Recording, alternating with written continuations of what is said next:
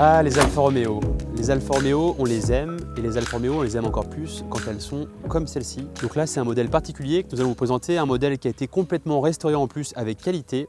Une Alfa Romeo 1750 Speeder Veloce, donc Osso di Seppia, l'os de sèche en Coda Longa, donc pas avec l'arrière tronqué mais l'arrière long, qui est vraiment sublime, modèle rare et très recherché par les collectionneurs. Donc pour se remettre dans l'histoire, cette voiture a été achetée par son dernier propriétaire en 2020. Donc au début, il a acheté une auto plutôt en bel état, sur laquelle il souhaitait faire quelques petites modifications mécaniques et améliorations. Et finalement, il a fini par l'emmener chez un professionnel reconnu qui maîtrise très bien ce type d'auto et avec qui il a fait une restauration vraiment d'une grande qualité en allant loin dans le détail. Et on le voit vraiment avec le rendu final qui est superbe. Bon, finalement, il s'en sépare parce que l'auto ne lui convient pas et il a adoré suivre la restauration, mais il veut passer à autre chose. Et sincèrement, je pense que pour quelqu'un qui cherche un beau 1750 Speeder Veloce, ce sera compliqué d'en trouver un qui soit mieux que celui-ci.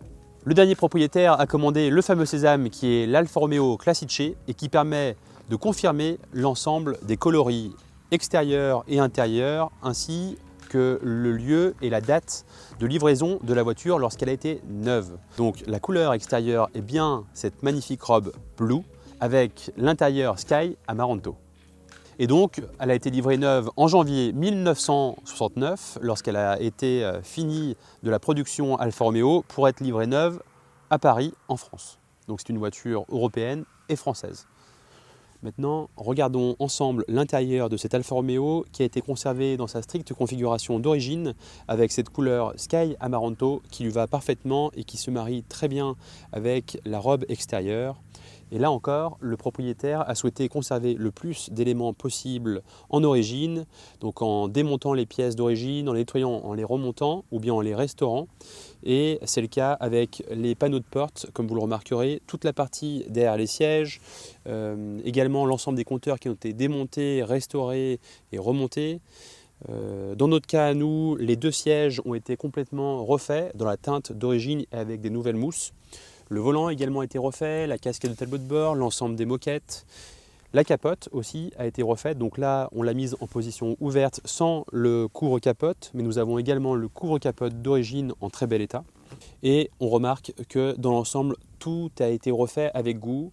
Il y a des petits détails comme l'éclairage de la boîte à gants qui est fonctionnel, l'éclairage qui se trouve derrière le rétroviseur intérieur qui fonctionne également, que des petites choses sur lesquelles ils ont passé du temps pour que ce soit refait avec une restauration de qualité et avec goût. Concernant l'historique, nous pouvons justifier 3 propriétaires depuis 1988, donc un propriétaire qui l'a gardé de 88 à 97, ensuite de 97 à 2021 et donc le dernier propriétaire qui a fait restaurer la voiture de 2021 à aujourd'hui avec une restauration qui a été entreprise entre 2022 et 2023, donc qui a duré presque 2 ans et qui s'est terminée fin 2023. Allons maintenant voir le coffre qui dans cette voiture est plutôt spacieux et permet de mettre pas mal d'éléments. Voilà donc le coffre avec le fameux couvre-capote dont on parlait, qui est ici, une housse Alfa Romeo qui sera fournie évidemment avec la voiture.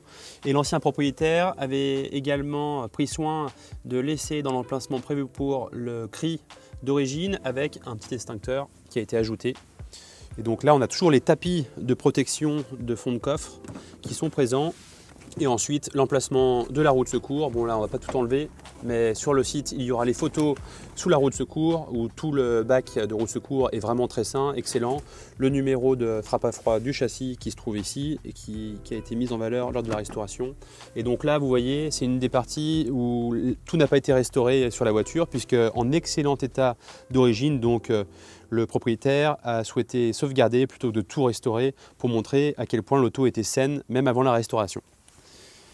Et donc je vous laisse contempler ce design signé par la maison italienne Pininfarina qui était déjà à l'époque synonyme d'élégance et de sportivité, et on le reconnaît sur le design de cette voiture dit hausse de sèche avec un arrière qui ressemble un petit peu à l'avant et vraiment une forme très profilée et très belle.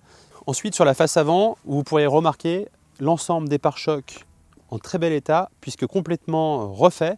Donc c'est les pare-chocs d'origine qui ont été démontés et qui ont été refaits par un chromeur avec la calandre. Ils ont toujours essayé de sauvegarder le plus de pièces d'origine, donc avec le petit logo Alfa Romeo qui a été sauvegardé, logo d'époque, et les pare-chocs d'origine qui ont été complètement refaits. Et c'est le cas également à l'arrière. Les bulles, elles, qui étaient montées sur les versions 1750 et 1600, ont été changées avec des nouvelles bulles, mais les anciennes, donc celles d'origine, ont été conservées et seront fournies avec le véhicule. Les jantes également ont été complètement refaites avec des nouveaux enjoliveurs chromés qui eux sont un petit peu différents de ceux qui étaient montés d'origine, un peu plus larges en diamètre. Mais encore une fois, ceux d'origine seront donnés avec le véhicule et la voiture a été montée avec 4 pneus Michelin, une très bonne référence, donc montés en même temps que la restauration. Ils sont très récents et ont parcouru seulement 3500 km. Allez maintenant, place à la mécanique. Allons jeter un coup d'œil au moteur. Et d'ailleurs, avant d'aller voir le moteur, j'ai oublié tout à l'heure d'évoquer la présence des deux petites tirettes propres aux Alfa Romeo classiques avec le starter et la petite tirette qui permet de maintenir l'accélérateur sans avoir à rester dans la voiture. Très pratique lorsqu'on veut la faire tourner et la faire chauffer sans être dans l'auto. Ça c'est vraiment un élément dont on ne peut se passer lorsqu'on le connaît. Voilà la partie mécanique avec le fameux 4 cylindres avec double arbre à cam en tête qui développe environ 116 chevaux avec la version 1750 cm3 et ici accouplé à une boîte de vitesse à 5 rapports. Alfa Romeo était vraiment avant-gardiste là-dessus et c'était les premiers à équiper les voitures comme celle-ci avec boîte 5 et également 4 freins à disque. Donc vraiment une auto qui était une superbe routière, confortable et avec lesquels on pouvait parcourir des longues distances. Le moteur qui a été complètement refait correspond bien au type du véhicule, donc à l'Alfa Romeo Coda Longa 1750 Speeder Veloce. Moteur qui a été complètement refait et qui a parcouru seulement 3500 km depuis la restauration intégrale. La boîte de vitesse, elle, a été démontée et les pièces qui méritaient d'être changées ont été changées, tout comme les bacs de synchro, tous les joints spi évidemment. Et elle a un excellent comportement, évidemment aucune vitesse qui saute lorsqu'elle est engagée, ou bien des vitesses qui craquent au moment du passage. Donc vraiment un excellent comportement, tout a été revu et un pré-rodage a été fait, si on peut le dire, puisqu'elle a effectué depuis 3500 km.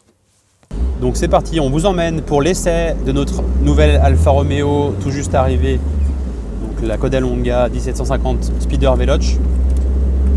Superbe auto à l'extérieur, on pourrait passer beaucoup de temps à regarder tous les petits détails, mais également à l'intérieur puisque tout a été refait. En tout cas au niveau de la planche de bord, tout a été refait avec la peinture aux couleurs de la carrosserie, la casquette tableau de bord également qui a été refaite, le volant.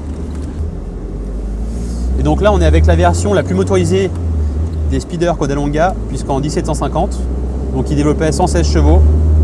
Et on le sent lorsqu'on fait les montées en régime, on sent dans les tours que c'est une auto qui a quand même un côté sportif, en plus du côté agréable, puisque l'auto a une garde au sol qui est tout à fait correcte pour ces années-là. On n'est pas obligé de s'arrêter sur les dos d'âne. Bon, là on remarque que l'ensemble des trains roulants qui ont été refaits ne font aucun bruit. Très bon comportement routier. Et elle a également un très bon comportement au niveau du freinage, avec un freinage mordant, aligné. Bon là vous voyez, ça fait partie des dos d'âne Normalement, avec quelques autos, on est obligé de s'arrêter et même en s'arrêtant, parfois ça frotte. Là, on n'a aucune inquiétude et on passe sans problème. Les rappeurs sont très bien étagés, très agréables. Là, vous voyez en 3e, 4e et la 5e qui rallonge tout de même pas mal. 5e qui est vraiment faite pour rouler au-dessus de 90 km/h.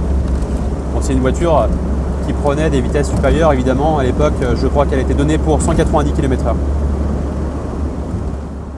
Bon, comme le reste de la restauration, lorsqu'on regarde la voiture dans le détail et sous différents angles, d'une part, on apprécie les formes de l'auto, mais en plus, on remarque que la peinture a été très bien réalisée, bien tirée, elle ne fait pas la peau d'orange, il n'y a pas de poussière sous peinture, elle est vraiment en très bel état et les alignements de l'ensemble des portes, gauche-droite, le capot et le coffre sont très bons.